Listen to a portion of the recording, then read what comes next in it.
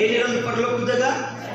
ಪರಲೋಕದಾಗ ಆರಾಧನೆ ಇರ್ತದ, ನೀರಡಿಕೆ ಆಗಲ್ಲ, ಹಸುವೆ ಆಗಲ್ಲ, ಸಮಾಧಾನ ಇರ್ತದ, ನೆಮ್ಮದಿ ಇರ್ತದ, ಕೋಪ ಇರೋದು, ಜಗಳ ಇರೋದು ಪರಲೋಕದಲ್ಲಿ ಮಹಿಮೆ ಪ್ರಕಾರ ಇರ್ತದ. ಹಲ್ಲೆಲೂಯಾ. ನರಕದಾಗ ಎಲ್ಲನೇ ಇರ್ತದ. ನರಕದಾಗ ಏನಿರ್ತದ?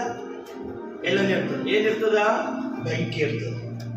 ಒಂದು ನರಕದಾಗ ಇನ್ನೊಂದು ಇರ್ತದೆ. ಎರಡನೇ ಕಟ್ಟ ಕಡಿಯುವ ಹುಳಗಳಿರ್ತಾವ. ಎರಡು ಮೂರನೇ ಕಷ್ಟ. ಹಲ್ಲೆಲೂಯಾ.